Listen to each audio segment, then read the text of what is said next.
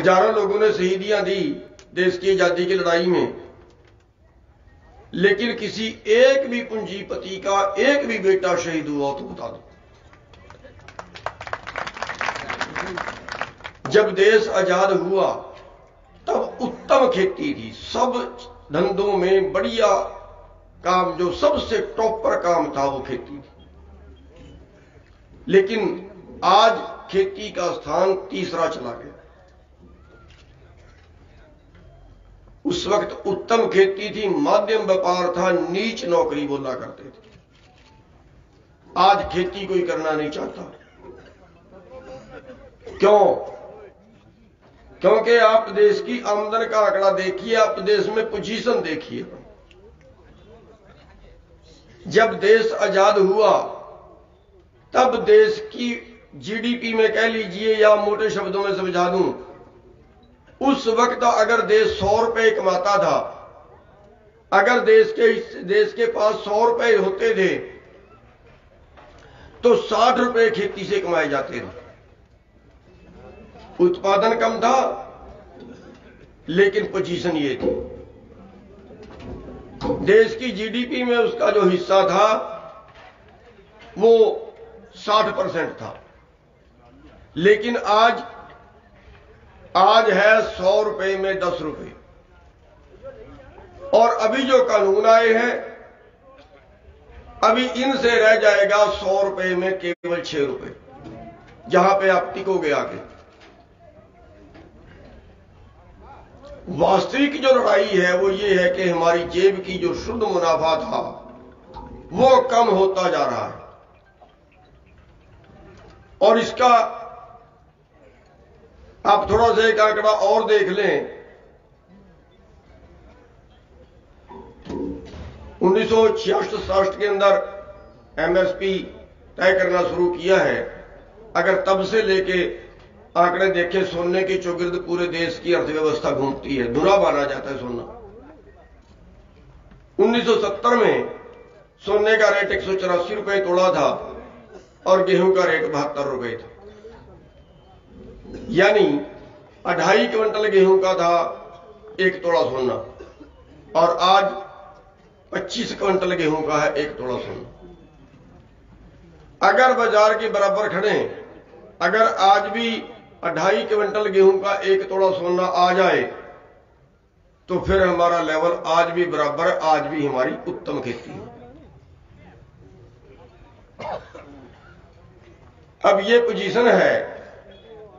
इस पोजीशन के अंदर जहां पहले से हमारे पिछले 20 साल के अंदर 3.5 से 4 लाख किसान 1-1 लाख के 50-50 हजार के कर्जे में फांसी ले गए, क्योंकि बैंकों ने तंग किया, परेशान किया, फोटोएं लगा दी, मुकदमे कर दिए, जेलों में डाल दिया। इज्जतदार किसान था, फांसी खा गया, जहर खा गया। इतने किसान आत्महत्या कर चुके हैं। और इसी देश के अंदर 10,000 करोड़ 20,000 करोड़ के कर्जे में एक भी पूंजीपति ने आत्महत्या की हो या जेल में गया हो तो बता दो। ये 2 तरह के कानून कैसे हैं? किसान के लिए और पूंजीपति के लिए और, ये 2 तरह के कानून कैसे हैं?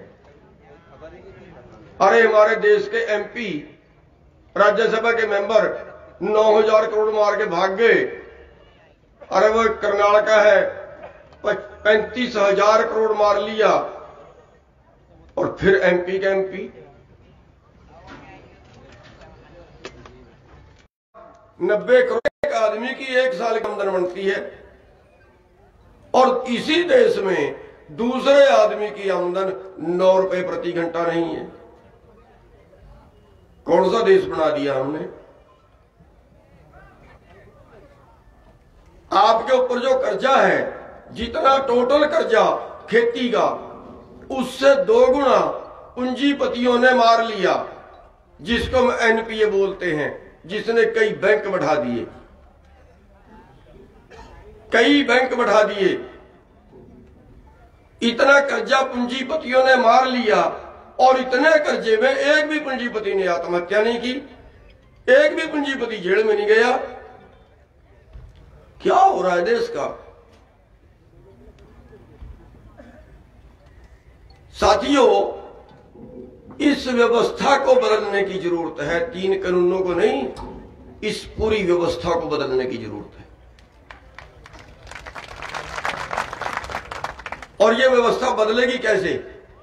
और अभी तक बदलती क्यों नहीं? इसलिए नहीं बदलती, किसी महात्मा से किसी ने पूछा था कि ये किस्मत क्या है। उसने पूछा है किस जमा मत, इसका संधि विच्छेद कर दो। किस जमा मत, मत का मतलब बुद्धि। हम किस बुद्धि के हैं वही हमारी किस्मत है। किस्मत आप खुद लिख सकते हो और हमने अपनी लिखी नहीं। क्यों? जब वोट का टाइम आया तब हम जातिवादी बन गए, तब हम धर्मों के ठेकेदार बन गए। हमने वोट पाई जाति पे, हमने वोट पाई धर्म पे। कभी किसानी के नाम पे वोट पाई क्या आपने? कभी मजदूरी के नाम पे वोट पाई क्या आपने? 2 चीजें हमारे पास, एक हमारे पास हमारी फसल और दूसरा हमारे पास हमारी मजदूरी। आज फसल की जो हालत है, हमारा 23 फसलों का एमएसपी तय होता है, बाकी का तो होता ही नहीं। बाकी में तो आप लुट ही रहे हो। 23 फसलों का एमएसपी तय होता है। उन 23 फसलों का अगर सारी सरकार खरीदे, अगर पूरा एमएसपी मिल जाए, कोई खरीदे अगर पूरा एमएसपी मिल जाए, तो हमारी जेब में जाता है, उनकी कीमत बढ़ती है 17 लाख करोड़। और आज हमें जो मिल रहा है वो कुल मिला के मिल रहा है करीब करीब 13 लाख करोड़, करीब करीब। 2017-18 में एक रिपोर्ट आई है और उसमें बताया गया है कि पिछले 15 सालों में 45 लाख करोड़ एमएसपी से कम मिला है। एमएसपी से कम मिला है 45 लाख करोड़। आज के टाइम है मोटा मोटा आंकड़ा करीब 4 लाख करोड़ एमएसपी से न्यूनतम से कम से भी कम मिलता है। और वो हमारा अधिकार है, हम अपना अधिकार मांग रहे हैं, ये पाप हो गया। कुछ गलत मांग लिया। दूसरा है हमारे पास हमारी मजदूरी। आपके जो बच्चे पढ़े लिखे फैक्ट्री में नौकरी करने जाते हैं, छोटी कंपनी में नौकरी करने जाते हैं, कितने पैसे मिल रहे हैं उनको? 6,000 7,000 यही मिल रहे हैं ना।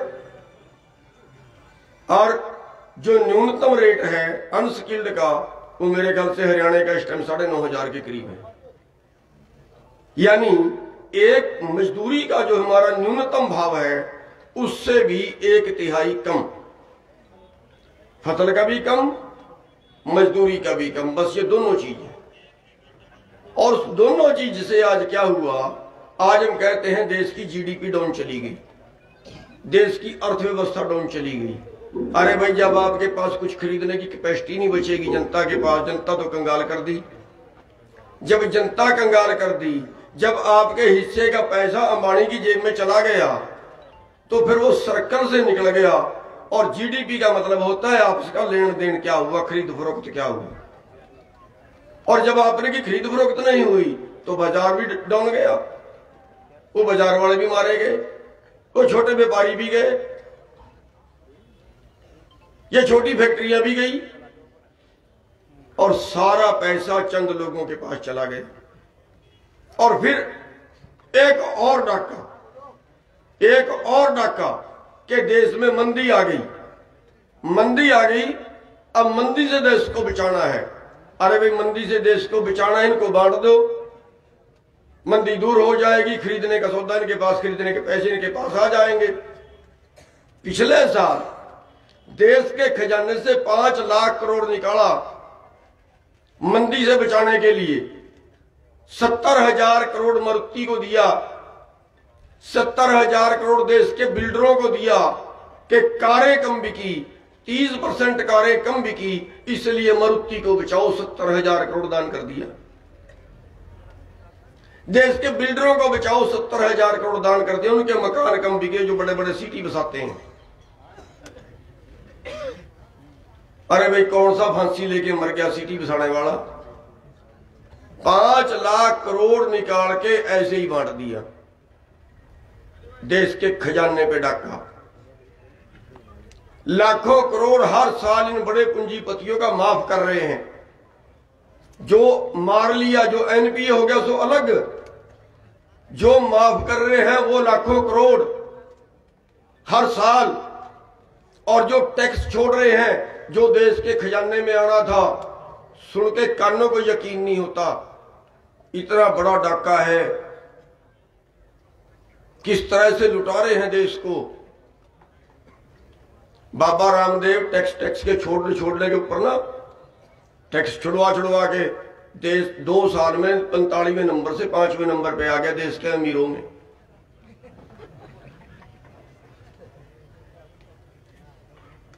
और साथियों कहां जा रहे हैं हम? कहां खड़ा है हमारा देश आज? आज हमारा देश भूखमरी में 107 देशों में 102वें स्थान पे खड़ा है। करोड़ों लोगों को तो आज रोटी नहीं मिल रही, केवल 2 वक्त की रोटी। 2014 की रिपोर्ट बता रही है राष्ट्रीय नमूना सर्वेक्षण की कि हमारे 45% बच्चे जिनको हम पूरा खाना नहीं दे पाए, माँ बाप अपना पेट काट के भी देता है बच्चों को, जिनका वजन कम है, जिनकी बढ़वार कम है, उस देश के अंदर ऐसे कानून बना दिए जाएं कि वो चंद पूंजीपति ही और मुनाफे में चले जाएं। अब जो बची खुची कसर थी ना, वो इन 3 कानूनों ने निकाल दी। इससे क्या होगा? पूरा ये कृषि कानून नहीं है, इनको कृषि कानून कह के गलत प्रचारित किया जा रहा है। ये है एग्रो बिजनेस कानून, खेती के व्यापार के कानून। खेती के व्यापार सारा पूंजीपति करेंगे। क्यों? हमारी सरकार जितना एमएसपी दे रही है, जितना अभी खरीद रही है, उससे भी भागेगी। शांता कुमार कमेटी ने हरियाणा और पंजाब से सरकारी खरीद बंद करने की सिफारिश कर दी है। उसी के तहत मंडियां जो प्राइवेट मंडियां वो बनाई जा रही हैं। क्यों? हमारे देश की सरकार विश्व व्यापार संगठन में शामिल होगी और उसमें पहली शर्त है कि किसी देश की सरकार अपने देश के किसानों को वर्ल्ड मार्केट से ज्यादा भाव नहीं दे सकती। और अगर आपको वर्ल्ड मार्केट का रेट मिले तो फिर आपको खेती में वर्ल्ड मार्केट का मुकाबला करना पड़ेगा। और वर्ल्ड मार्केट का मुकाबला करने के आंकड़े ये हैं कि हमारे 80% किसान 2.5 एकड़ से कम के मालिक हैं। 2.5 एकड़ से कम के मालिक हैं। और अमेरिका में एवरेज 2,500 एकड़ की है, यानी 5,000 एकड़, 10,000 एकड़, 20,000 एकड़ के मालिक भी हैं। क्या 5 एकड़ का मालिक 5,000 एकड़ के मालिक से मुकाबला कर पाएगा? वहां जमीन कम है, आबादी कम है, जमीन ज्यादा है। हमारे यहां आबादी ज्यादा है, जमीन कम है। अब उनको तो आधे खेत खाली छुड़वाने पड़ते हैं और खाली खेतों की भी सब्सिडी देनी पड़ती है। उनको तो अपनी मार्केट ढूंढनी है, हिंदुस्तान में ढूंढ ली। अमेरिका से सामान यहां आएगा, सस्ते में आएगा, तो आपका महंगा कौन खरीदेगा फिर? क्योंकि वर्ल्ड मार्केट का मुकाबला करना है। अब की बार यहां मक्का पैदा हुआ, यहां का मक्के का जब आ रहा था मंडी में, उसी दौरान 5 लाख टन मक्का अमेरिका से आया और यहां वैसे तो 800 भी बिका, लेकिन मैं हरियाणा की बात कर रहा हूं जहां सबसे टॉप का रेट मिलता है। और बिल्कुल सूखा मक्का, बिल्कुल सूखा टॉपर रेट जो था वो 1100 तक था और एमएसपी उसका 1850 रुपए, एमएसपी 1850 है। अब मोटे तौर पर ये मानिए कि अगर आपको वर्ल्ड मार्केट के रेट मिलते हैं तो फिर अब की बार गेहूं का रेट 1500 रुपए था, गेहूं अगर आपको 1500 रुपए में बेचना पड़े, मक्का अगर आपको 1100 रुपए में बेचना पड़े, धान अगर आपको 1100 रुपए में बेचना पड़े, कपास अगर आपको 4000 से 4500 में बेचनी पड़े, सरसों आपको अगर 3200 से 3500 के बीच बेचनी पड़े, तो क्या खेती कर पाओगे? ये छोड़नी पड़ेगी। ये कहते हैं ना कि हमने कहां लिखा कि किसान की जमीन छीनेंगे। अरे आप क्यों छीनोगे, हम बेचेंगे। भाई जब खेती करने काबिल ही नहीं बचेंगे, जब हमें मुनाफा हो ही नहीं सकता, अरे 5000 एकड़ वाले का 5 एकड़ वाला मुकाबला कैसे कर लेगा? दो तरह की बात है इसमें। ये खरीदेंगे वहां से जहां से सबसे सस्ता मिलेगा, पूरी दुनिया से जहां से सबसे कम भाव पे मिलेगा। यानी हिंदुस्तान में तब खरीदेंगे जब आप खाद्य तेल अगर मलेशिया के हिसाब से पड़ेगा, गन्ने का रेट वो मिलेगा जो ब्राजील के से चीनी पड़ेगी, उसी हिसाब से रेट मिलेगा। और बेचेंगे कहां? जहां पूरी दुनिया में सबसे महंगा बिकेगा। जरूरी नहीं बेचना हिंदुस्तान में। अब ये जो ब्लैकमेलिंग होगी बीच की, 4 साल पहले का उदाहरण है आपके सामने। महाराष्ट्र सरकार ने दाल से स्टॉक सीमा हटाई थी, बदमाशी के तहत गुप्त चिट्ठी लिखी थी। आज तक चिट्ठी को पढ़नी पता देश के सामने नहीं आई। और वो गुप्त चिट्ठी के केवल उन लोगों को पता था जिन्होंने माल खरीदना था। 7 या 8 व्यापारी थे जिन्होंने माल खरीदा। पूरे देश की दाल खरीदी, पूरे देश की दाल स्टॉक थी। नेट पे निकाल के देख लीजिए। उसके पहले साल में दाल कम है और उस साल में दाल ज्यादा है, लेकिन रोक के ब्लैक की 200 रुपए किलो बेची। आपके सामने इस बार प्याज हमारे से खरीदा 8 रुपए किलो और फिर बेचा 80 रुपए किलो। हमारे से आलू खरीदा 5 रुपए किलो और वो बेचा 40 रुपए किलो। अरे हमारे देश में तो आज तक ये भी कानून नहीं बनाया कि आखिर मुनाफा कितना लेगा। अरे 8 रुपए किलो में खरीद के 16 में बेच ले। अरे कोई सीमा तो हो। 8 रुपए में खरीद के 80 में बेचेगा, किस बात की सरकार है फिर? ये कानून अब आपके सामने बन गए कि पूरे देश का जो भोजन है वो चंद लोगों के गोदामों में कैद होगा। खरीदने वाले को तो कंपटीशन में सस्ते सस्ता खरीदेंगे। जब 7, 8, 10 खरीदने वाले होंगे तो बस अपनी मर्जी से ही खरीदेंगे, पूल तो करेंगे ही वो। अरे अब तो व्यवस्था खड़ी है। सर छोटू राम ने पंजाब के अंदर सबसे पहले व्यवस्था बनवाई थी 1939 में कि व्यापारी गांव से खरीदता है, किसान को नहीं पता मेरी फसल का क्या भाव है, कंपटीशन नहीं कर पाता, सबको मंडी में बेचनी पड़ेगी। व्यापारी मंडी के बाहर से नहीं खरीद सकता, मंडी के अंदर से खरीदेगा। 20 व्यापारी होंगे तो बोली देनी पड़ेगी और उच्चतम रेट मिलेगा। और उसके बाद व्यवस्था खड़ी की गई कि अगर वहां भी व्यापारी पूल कर ले तो उसके मुकाबले में सरकार की एजेंसी खड़ी होगी, व्यापारी की एजेंसी वो बोली देगी। बोली पे पूरे देश, पूरे किसान का कोई भी माल खरीद सकती है व्यापारी के मुकाबले में। सरकारी एक एजेंसी खड़ी की गई। आज सबको ध्वस्त कर रहे हैं। साथियों, पूरे देश का भोजन जब चंद लोगों के गोदामों में कैद होगा तो फिर वो होगी जो दाल में हुई, वो होगी जो प्याज में हुई।